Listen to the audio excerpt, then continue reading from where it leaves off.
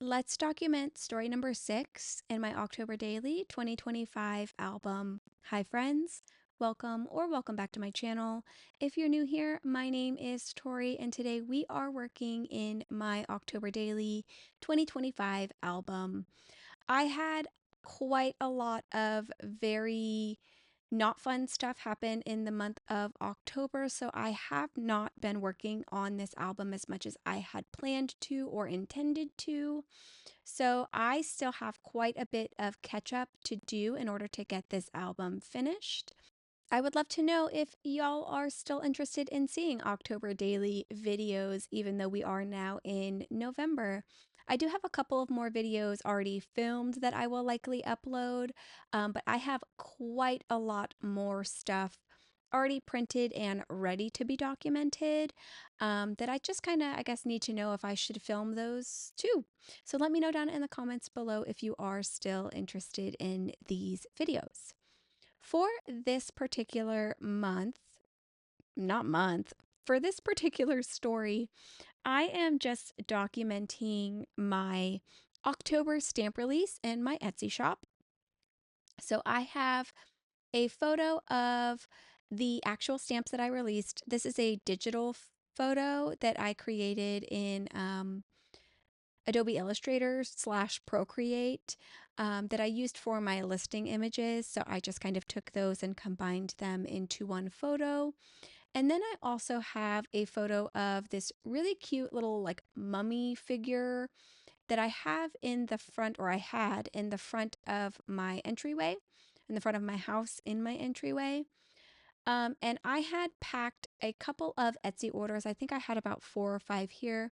And I'm pretty sure that this is a planter. I may have already said that, but it's got like a space like in this little mummy's head that you can place something. I'm not really sure what it is, but I would imagine that a plant could probably go there. And I just stuck several of my little orders that I had packaged up in there and took a picture of it. I thought it was really fun and super like festive to the season, I guess. So I really enjoyed that. I am also pulling out some bat paper from a little paper pad that I purchased from scrapbook.com. I love this bat paper, and I'm honestly so sad that there's only like 2 or 3 of these in the actual little paper pad. I think it is my favorite of all of the papers in that pad.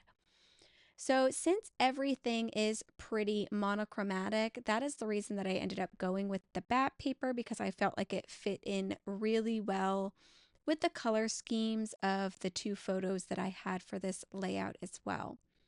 I also pulled out 2 of these label stickers. I believe these were from Studio Calico, and I don't think that they sell those anymore.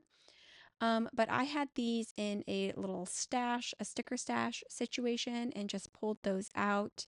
I am using this smaller one that I will be placing down right now as where I'm going to place my story number sticker.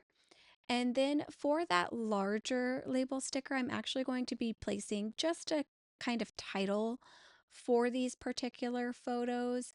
I'm not going to be doing much journaling just because I don't feel like there's a lot that I need to specifically say. So I'm just going to add a title that says something like October stamp release, October 2025 stamp release, I believe. And I will be using the mini typewriter alphabet stamp in order to add that. This stamp is very tiny. Everything on here, or all of the letters, I guess, are very, very tiny on here.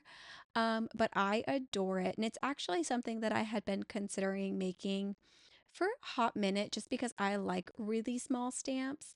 And all it took for me to kind of go through with it was getting one Etsy message from somebody asking if I was going to make my typewriter complete alphabet stamp available in a smaller size. And here we are. So the title that I'm stamping out is October 2025 stamp release. And I kind of feel like that's just enough of a title and kind of tells you basically what's happening on both of these pages. So I won't be adding any additional journaling to that. I'm now kind of looking through my embellishments to see if there's anything that I want to add, and ultimately decide that I'm actually going to make my own little die cut embellishments. So I'm pulling out these little bat die cuts, not stickers, these little bat dies. Oh my gosh. And I'm also going to use a black and white striped paper from that same paper pad. And I'm going to just use this die cut to cut out these bats. I've used this, I believe, previously in a reading journal setup, but I think about that reading journal setup every October just because I loved it so much. And I've decided that I was going to pull these out and kind of use them again because I do not feel like I use them nearly enough. So they are three separate dies, but because I always end up cutting them out all together, I've not separated them, and I think that's just fine. They are three different sized bats, and what I will do with these is because I felt like the black and white stripe would blend in a little bit too much to the background, I'm going to pull out a little dauber tool and I'm going to just ink up the edges and add a little bit of blending to just darken these bats up a little bit more. I will switch from this dauber to an actual blending brush in a moment. I don't find that I normally like the daubers as much as I do like a blending brush because I feel like I get much smoother of a result from the blending brush. And this one that I'm using right now is from scrapbook.com. So I'm just going to add some inking around the edges of each of the little bats. And then I will take those bats and kind of fold the wings up ever so slightly so that when I paste them down to the photo or the papers or whatever, wherever I'm ending up putting them, they'll have just a little bit of dimension and kind of lift off the page ever so slightly. So because the two smaller bats are pretty small, I am just using a poker tool to hold those bats down so that I can actually blend the edges of them and not get ink all over my fingers. And then the other one was so small, this tiniest one that I'm working on now, that I actually pulled back out that dauber tool and used that to just make it a little bit darker around the edges. I'm going to place two of these bats on the actual full page photo that I have, and then the last bat will go on the other side on top of the page protector. And you can see here, I am just kind of folding the wings up a little bit, and I will only apply some glue tape to the body of the bat. That way the wings will still lift up off the page as things kind of open and close throughout the album. After I get these first two down, I am going to put my actual photos back in my page protector before I glue that third bat down as well. And I think that I put them in and then pull them back out so that I can tape the photos together from the previous page, because I really dislike when I use a page protector and then the photos or whatever I have in here kind of slides around.